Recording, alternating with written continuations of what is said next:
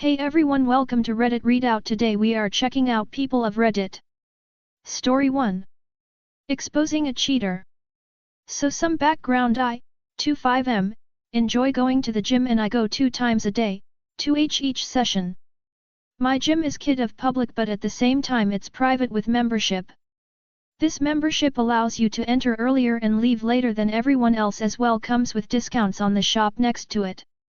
This is to help maintain the gym. I have this membership and I have been going to this gym for the last 4 years, so everyone and even the new staff members know me. This is because sometimes a trainer is late and asks me to help with new people and I have no problem with it. Making people enjoy to make people enjoy their stay so they continue to join and get that goal they want to achieve here. So back at the question. While doing some steps on the ladder I saw a woman that I have never seen before with a camera, and I will not lie, it was fun seeing how much she struggled while putting it. It was like she was making the next Final Destination movie in front of the stairs. Weird setup, don't ask me. But I went back to my business and as well without noticing I started to count the lights on the gym. After a few moments I feel something tapping my arm but I decided to ignore it. Then I felt a pitcha and that's when I decided to stop and look back. It was the woman with a staff member. Once I got down she started insulting me and saying I'm just like any other man and just a creep and that she was an influencer and she would cancel my life. I tried to explain the situation but she was not letting me say a word, and so I looked at the staff member and they signaled me better to go to the staff room. I followed instructions and left. She continues screaming and calling me creep. After a while the staff member came and told me that I will be suspended for a week and this was the less they can do because they said they would demand them if they did not get rid of me. And on the video it looks like I'm looking but not exactly looks because my face shows that I'm facing her but my eyes are on the roof. But this woman even called the cops and they kind of agree that it looked like I was looking at her, but because I was not doing something they could not arrest me. So I decided to take the L and leave. She looked real proud thinking I was banned, but sad for her I'm pretty. So here is where I might be the This past week I proceed to scheme and think as well. I have a friend that loves to do TikTok deep dive searches and she helped me getting her information. They found out that this girl had 3 boyfriends and she got their names, so I decided to pass as a new instructor and mentioned that I was giving free classes and I set them up to come the same day at the same time to come to the gym a day. I knew it would be filled with people and as well other influencers, but this ones are more chill. All of them documented this experience through TikTok, showing her in all of their videos. The day came.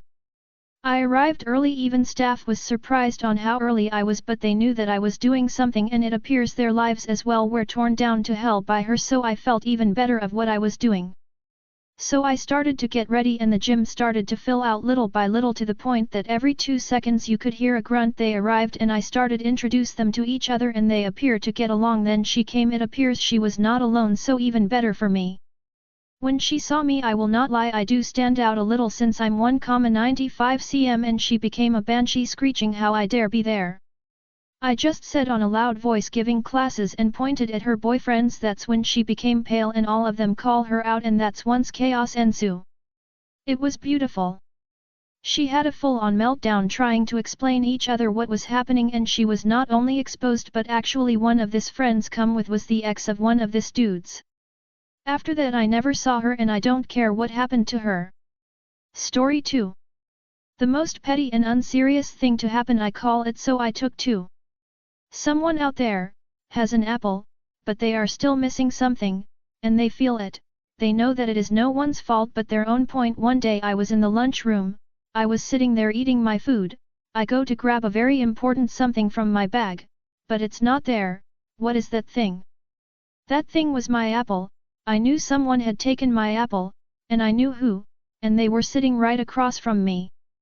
I waited for them to get up so I could perform my move, and I waited and waited. When they had gotten up from their chair, I knew it was time to strike, so I reached over, lowered my hand into their bag and felt it, 2 round mandarins, and so I grasped them with my hand. I had them firmly in my possession at this point, and so all that was left was to extract them. I slowly lifted my hand from the bag, as not to disturb anything, and when I had lifted them out into the beaming light of the fluorescent strips above me, I finally saw them, and I carefully placed them inside my hoodie pocket, and I acted as if nothing had happened, and when they had returned to their seat, they didn't know a thing, and I knew that I was in the clear.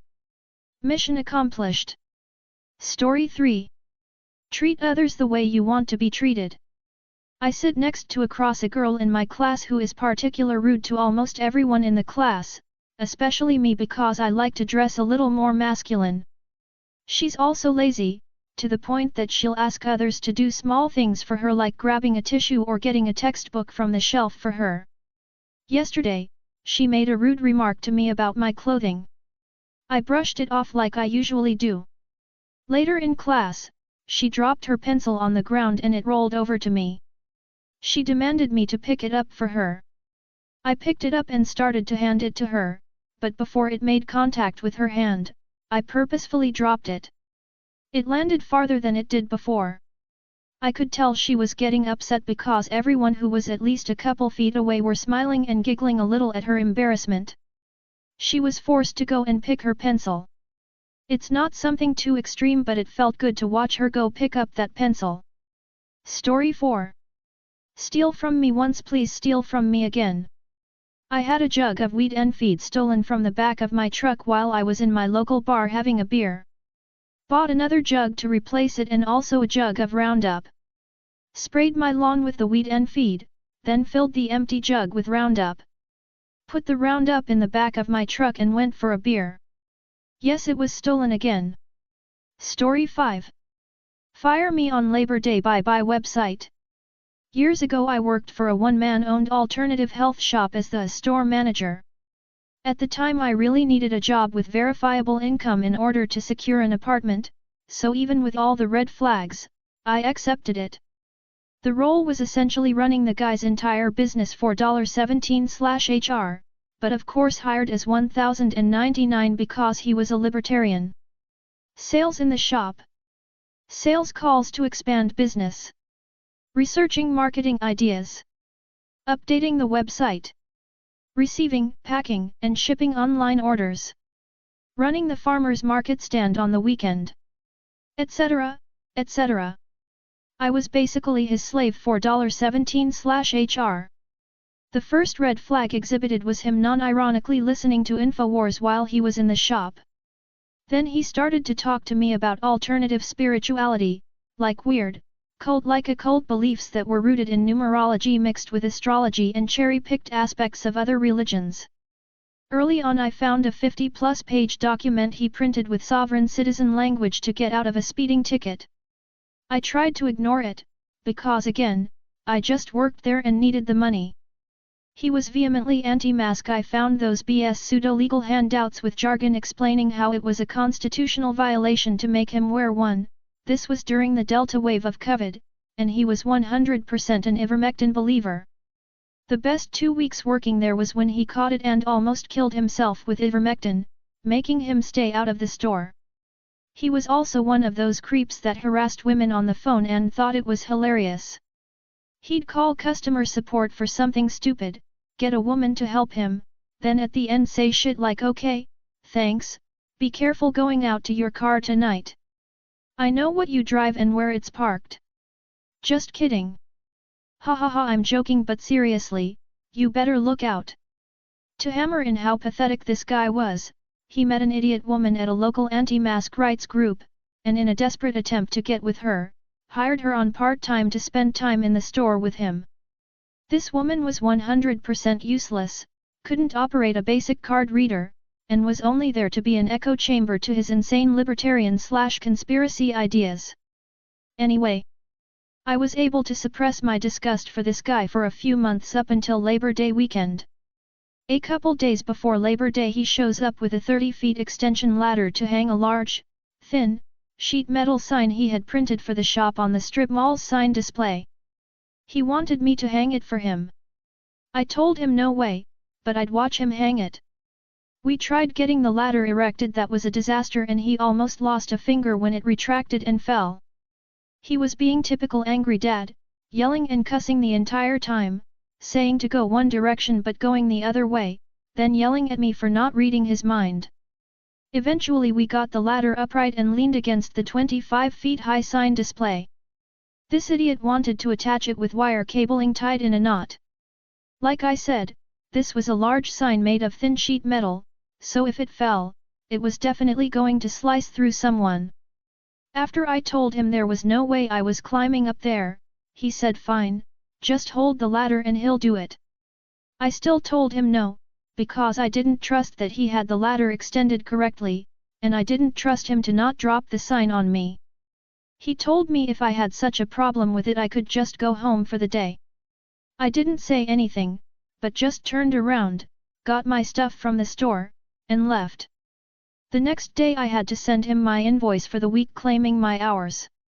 I billed him for the full day the day of the sign hanging, which we of course got into an argument about. After several back and forth emails, on Labor Day itself, he fired me over email. What he forgot to do though, was change the passwords on all his logins before firing me. I waited a few days, and then logged in and deleted his entire website. I deleted the backup photos, everything. Disabled his payment accounts. If it was online and I had access to it, I trashed it. Wiped it from existence, knowing he didn't have backups stored anywhere.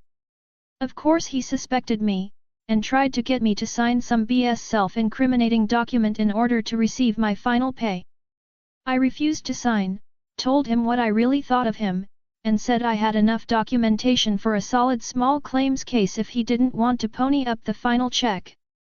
He paid me, and I laughed at how pathetic he was. Petty AF, but damn, it felt good to get one over on that piece of shit. Story 6. Update: neighbor with 10 junk cars parked on street. Well, he's back in town and he has decided to target his antics at one person, our neighborhood Karen and her husband. So my neighbor, the one that parked 10 cars on the street, put a chain around a piece of construction equipment and then skipped town. Well, he came back with the attitude of it's just a prank, bro. He paid the town board and the construction company a large amount of money to not sue him for his antics. He also went around apologizing to some of his neighbors. His apology to me was apparently required for his girlfriend, soon to be mother of his child, to not leave him. He also decided to clean up his entire property line so that it matches the nice clean new road. I wish I could say his antics are completely done, but they aren't. Karen is out of jail, because there is no justice in this world. And she apparently had an issue with him parking all his cars in the street. He has 17 mostly loud sports car, while they painted his garage. So she called the police, they came, he explained that he is having work done. They reviewed his permits and left. So him not being capable of being the bigger person and letting it go, decides it's time for revenge. This revenge made me get angry at first and then made me laugh my ass off. My kids thought it was brilliant and had a blast watching it. He took every one of his cars and sat there revving the shit out of his cars as he pulled them back into his garage. He also did burnouts while in his driveway. He made sure to do this in front of her house. Oh, and did I mention he did this on a day she was holding a birthday party? She called the police and they didn't do anything at all. I don't even think they responded. Granted, she wasn't the only one to call police. Once again he had the attitude of it's just a prank, bro. The next day she parked her car in front of the gate to his house. So him being the reasonable person he is, parked 2 cars an inch from both her front and rear bumper. He was made to move them by the police and she was fined. I just received a letter for approval of what amounts to a town party that will be held in the park located near her house, all funded by him. Basically stuff like that the residents have to vote on. I will be voting yes, and Karen is trying to block the vote already. A bit of an update about Karen: she has not done anything directed at anyone other than my neighbor since she got arrested. They have since put up a tall fence on the street side of their house. I guess so they don't see kids walking down the street. Also, we managed to get the kids to stop littering her property, at least for the time being. She is behaving herself for now. I don't think it will last long. That's all for today. Please don't forget to like and subscribe.